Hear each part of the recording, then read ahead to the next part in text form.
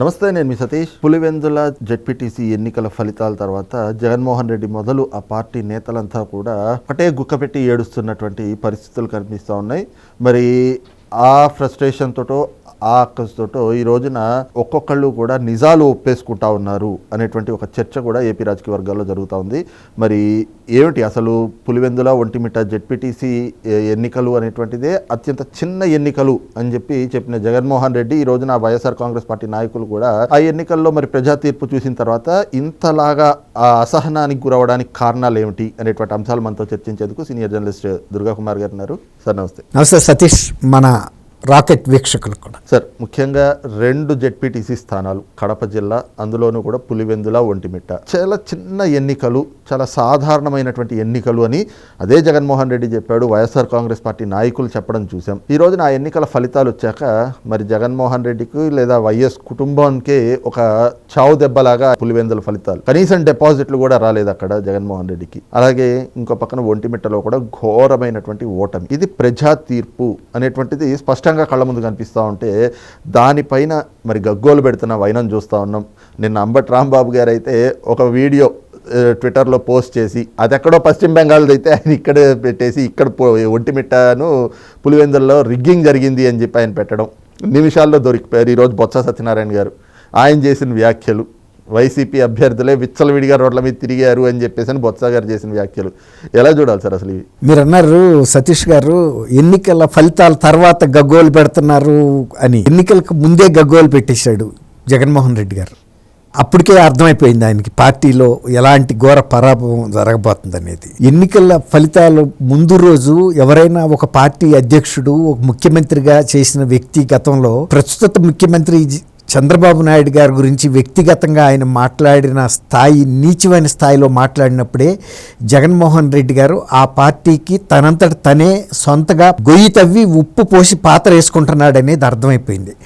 ఆయన చంద్రబాబు నాయుడు గారి గురించి, ఆయన వయసు గురించి, ఆయనకి ఇది ఆఖరి ఎలక్షన్లని, ఆయన కృష్ణారామ అనుకుంటా కూర్చోవాల్సిన వయసులో ఆయనకి ఇవన్నీ ఎందుకు అని మాట్లాడాడు. ప్రజలు ఆయనకి 2024లో పిలిచి ఆ బాధ్యతల్ని ఆయన భుజస్కంధాల మీద పెట్టారు. ఎందుకంటే రాష్ట్రం అధోగతిలో కొట్టుకుపోతుంది, రాష్ట్రం అవినీతిలో, అకృత్యాలతో, దౌర్జన్యాలతో పరిపాలన జరుగుతుంది, ఒక బంధు ప్రీతితో జరుగుతున్న పరిపాలన, ప్రజలందరినీ కూడా పోలీసు వ్యవస్థనే పెట్టి వేధిస్తున్నారు, దాడులు చేస్తున్నారు అనేటువంటి బాధతో ప్రజలు ఆయన్ని ఆహ్వానించి అధికార బాధ్యతలు ఇచ్చారు. అలాంటి వ్యక్తి రాష్ట్రాన్ని ముందుకు తీసుకెళ్తుంటే నువ్వు 3 రాజధానులనే ఒక 3 ముక్కలాట మొదలుపెట్టి ప్రజల్ని ఎంత ద్రోహం చేశావో మొన్న 24 ఎన్నికల్లో ప్రజలు తమ తీర్పు ద్వారా నీ మీద ఎంత కసి ఉందో, నువ్వు ఎలాంటి దుష్పరిపాలన చేశావో చెప్పకనే చెప్పారు. అలాంటి పరిస్థితుల్లో చంద్రబాబు నాయుడు గారు కష్టసాధ్యమైన ఆర్థిక పరిస్థితుల్ని, తర్వాత వ్యవస్థల ధ్వంసాన్ని అన్నిటినీ సరి చేసుకుంటూ ముందుకెళ్తుంటే మళ్ళీ నువ్వు వచ్చి ఆ మాటలు మాట్లాడావంటే అంటే ఆ రోజే అతనికి అర్థమైపోయింది ఈ 2 ఎన్నికలు ఎంత చిన్న ఎన్నికలైనా కూడా కానీ ఒక రాజకీయ ప్రాముఖ్యం కలిగిన ఎన్నిక, ముఖ్యంగా పులివెందుల. ఎందుకంటే గత 40 ఏళ్ళగా అక్కడ నియంతృత్వ పరిపాలన జరుగుతుంది, ఒక కుటుంబ పరిపాలన జరుగుతుంది. వాళ్ళలో కొంతమంది కాగితాలు కూడా రాసి అక్కడ పోలింగ్ కేంద్రాల్లో వేసిళ్ళారు. ఏంటి మేము 30 ఏళ్ల తర్వాత ఓటేస్తున్నాం, 40 ఏళ్ల తర్వాత ఓటేస్తున్నాం అని. అంటే ఓటేసే అవకాశం కూడా ఇవ్వలేదు. 1975లో వీళ్ళ కుటుంబానికి పితామహులైనటువంటి రాజారెడ్డి, ఆయన భార్య గ్రామ పంచాయతీ మెంబర్లుగా పోటీ చేసి ఇద్దరు కూడా ఓడిపోయిన చరిత్ర. అప్పటికి ఇంకా వాళ్ళకి ఆ నియోజకవర్గం మీద ఇంత పట్టు రాలేదు. ఆ తర్వాత ఆ నియోజకవర్గాన్ని వాళ్ళు రాజశేఖర్ రెడ్డి మొదటిసారి 78లో ఎమ్మెల్యే అయిన తర్వాత వాళ్ళ కైవసం అయిపోయింది. ఎంపీ అయినా, ఎమ్మెల్యే అయినా, జెడ్పీటీసీ మెంబర్లు అయినా ప్రతిదీ కూడా అప్పుడు మాత్రమే రాజశేఖర రెడ్డి గారి తల్లి ఒక సర్పంచ్ కాగలిగింది ఆ ఊళ్ళో, ఒక పంచాయతీ మెంబర్గా. కానీ అంటే ఒక్కసారి వీళ్ళ స్వాధీనంలోకి వచ్చిన తర్వాత పులివెందుల రాజకీయాన్ని వీళ్ళ కుటుంబ వ్యవస్థగా మార్చేసుకున్నారు. కానీ మొన్నటి ఎన్నికల్లో ఎప్పుడైతే బీటెక్ రవి మీద కూడా ఆయన అవాకులు చవాకులు పేలాడు. అసలు ఆయన ఎవరో బీటెక్ రవి అంట నాకు తెలియదు అంటని. నీకు తెలియకపోయినా ప్రజలకు తెలుసు ఆయన ఎవరో. ఎందుకంటే నువ్వు ముఖ్యమంత్రి కొడుకుగా ముఖ్యమంత్రి అయ్యి ప్రజలకు దూరం అయ్యావేమో కానీ బీటెక్ రవి మీ కుటుంబాన్ని ఎదుర్కొనే క్రమంలో ఆయన ఎప్పుడూ ప్రజల మధ్య ఉన్నాడు. అనేక దౌర్జన్యాలని, ఆఖరికి ఆయన కిడ్నాప్ చేయడానికి కూడా మొన్న మధ్య కూడా ప్రయత్నాలు జరిగినాయి. అట్లాంటి అన్నీ ఎదుర్కొన్నాడు.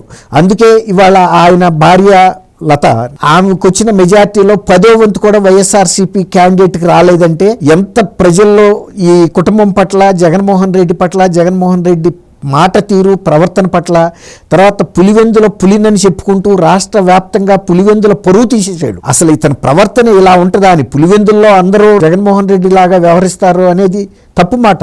పులివెందుల్లో కూడా విఘ్నులు ఉన్నారు. కాకపోతే వాళ్ళ మాట ఈ మూర్ఖుల మధ్యలో చెల్లలేకపోయింది. వీళ్ళు డబ్బుతో రాజకీయం చేశారు. ఒక 40 కోట్ల రూపాయలు సుపారీ ఇచ్చి సొంత బాబాయినే సంపించుకోగలిగిన కుటుంబం ఇది. అట్లాంటప్పుడు ఒక సాధారణ మనిషి అక్కడ తను స్వేచ్ఛని ఉపయోగించుకుని ఈయన చెబుతూ ఉంటాడు కదా, నా ఎస్సీ చెల్లెళ్ళు, బీసీ అక్కలు, నా ఎస్టీ తల్లులు అని. కానీ వాళ్ళెవరికి కూడా అక్కడ స్వేచ్ఛ లేక ఏమీ చేయలేని పరిస్థితుల్లో ఈ కుటుంబానికి అణిగిమణిగి ఉన్నారు.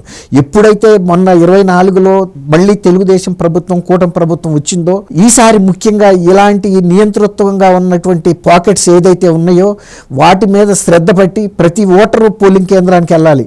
గతంలో నామినేషన్లు వేయటానికి కూడా అవకాశం లేని పరిస్థితుల్లో ఇవాళ 11 మంది సాధారణ కుటుంబాల నుంచి కూడా నామినేషన్ వేయడానికి ముందుకు వచ్చారంటే అక్కడ వ్యవస్థ ఎంత సరళీకృతమైంది, స్వేచ్ఛ దొరికింది.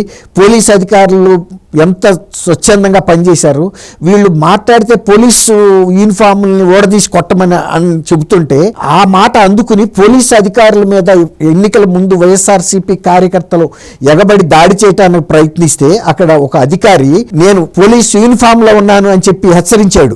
అంటే పోలీసు యూనిఫామ్ బలం ఏంటో ఆయన చెప్పకనే చెప్పాడు. గతంలో మీ వాళ్ళు చెబుతున్నారు కదా, మమ్మల్ని బట్టలు ఓడదీసి యూనిఫారాలు ఓడదీసి కొడతారని. మీరు కొట్టలేరు, ఇవాళ యూనిఫామ్కి బలం వచ్చింది, మాకు ఆ నైతిక శక్తి ఉంది అని అంతమంది మూకుమ్మడిగా దాడి చేస్తున్నా కూడా ఒక పోలీస్ అధికారి వీడియోలు తీస్తున్నారని తెలిసి కూడా ఆయన హెచ్చరించాడంటే ఆయన కావాలనే చెప్పాడు. అది ఆయన ఒక్కడి గురించి కాదు, రాష్ట్రంలో ఉన్న ఇతర పోలీసు సోదరులకు కూడా ఆయన ఒక మెసేజ్ పంపాడు. పులివెందుల్లో ఉండి కూడా మేము మా ఆత్మ గౌరవాన్ని కాపాడుకుంటున్నాము. వివేకానంద గారి టైంలో ఉన్న శంకరయ్య లాంటి పోలీస్ అధికారులు ఇప్పుడు లేరు. అలాంటి వ్యవస్థ లేదు, ప్రభుత్వం లేదు. మనకి స్వేచ్ఛ ఇచ్చింది, మనకు స్వతంత్రం ఇచ్చింది, మన రాజ్యాంగం ప్రకారం మనకు సంక్రమించిన అధికారాలను ఉపయోగించుకోమని చెప్పిన ప్రభుత్వం వచ్చింది అని ఒక మెసేజ్ ఇవ్వటం అనేది గొప్ప విషయం. అప్పటికే అర్థమైపోయింది వైఎస్ఆర్సీపీ కార్యకర్తలకి, మనం గతంలో లాగా పోలీస్ అధికారుల మీద దాడులు చేయలేము, పోలీసులు లేకపోతే రాజ్యాంగ వ్యవస్థలను అన్నింటినీ పక్కకు తోసేసి మనం అనుకున్న పనులు చేయలేము అని అక్కడ తగ్గారు. ఎందుకంటే అక్కడ కనుక ఆ పోలీస్ అధికారి కనుక ఆ విధంగా స్పందించకపోతే వాళ్ళు ఏమనుకునే వాళ్ళు అంటే గతంలో లాగానే మనకి ఏదంటే అది చేయొచ్చు, మన పులివెందులు అనేది మన రాజ్యం, ప్రైవేట్ రాజ్యం. ఇప్పుడు ఇడుపులపాయ ప్రైవేట్ ఎస్టేట్గా ఎలా ఉందో వైఎస్ఆర్ రాజశేఖర రెడ్డి కుటుంబానికి, దానికి ఎక్స్టెన్షన్గానే పులివెందుల నియోజకవర్గాన్ని, కడప జిల్లాని చూశారే తప్ప వాళ్ళు ఎప్పుడు కూడా ఇక్కడ ప్రజలు ఉన్నారు, వాళ్ళకు ఒక వ్యక్తిత్వం ఉంది, వాళ్ళకి స్వేచ్ఛ ఉంది, భారతదేశం అంతటా వర్తించే రాజ్యాంగం ఇక్కడ ఉంటుంది అనేది వాళ్ళు చెప్పాలి. ఇప్పుడు విజయవాడలో నువ్వు ఇంత పెద్ద విగ్రహం పెట్టించావు, అంబేద్కర్ విగ్రహం పెట్టించావు, కానీ నీ సొంత జిల్లాలో, నీ సొంత నియోజకవర్గంలో ఎవరికి కూడా ఆ రాజ్యాంగం ప్రసాదించిన హక్కులను ఉపయోగించుకునే పరిస్థితి లేకుండా చేసావు. ఎప్పుడైతే ఆ పరిస్థితి చక్కదిద్దారో ఇవాళ నీ నిజ స్వరూపం, చెరువు కనుక నీళ్లు తోడేస్తే చేపలు బయటపడతాయి చూసారా, ఇవాళ వైఎస్ఆర్ కుటుంబం పట్ల ఎంత వ్యతిరేకత ఉందనేది ఈ 600 ఓట్లు మాత్రమే వాళ్ళ అభ్యర్థికి వచ్చినాయి. అదే తెలుగుదేశం అభ్యర్థికి 6,000 పైన 52,000 ఓట్ల మెజార్టీ వచ్చింది. అంటే మెజార్టీలో 10వ వంతు మాత్రమే. అది కూడా వీళ్ళు ఇంకా అక్కడ కూడా కొన్ని అక్రమాలు చేయబట్టి ఇప్పుడు అవినాష్ రెడ్డి తను చివరంతా పోరాడాడు గతంలో లాగానే అక్రమాలు చేయటానికి. ఇప్పుడు మీరు అన్నారు అంబటి రాంబాబు ఇంకా ఏదో ఈ పార్టీలో ఉందని ఆశపడి తాపత్రయపడుతున్నాడు. అసలు సొంత నాయకుడు ఇలాకాలోనే ఆ పరిస్థితి ఉంది. ఆయన ఒక ట్వీట్ చేస్తూ ఎక్కడో వెస్ట్ బెంగాల్లో బార్డర్లో జరిగినటువంటి ఎలక్షన్ అక్రమాలకు సంబంధించిన ఒక వీడియోని దానికి అటాచ్ చేశాడు. నో ద ఫ్యాక్ట్ అనేది ఉంటుంది కదా, దాన్ని అది నిజమా అబద్ధమా అని. ఇది ఇక్కడ జరగలేదు, గతంలోనే జరిగి ఎప్పుడో కొన్ని సంవత్సరాల క్రితం పోస్ట్ అయిన దాంట్లో నుంచి ఆయన ఎత్తిపోతల పథకంతో దీంట్లో పెట్టుకున్నాడని తెలిపోయింది.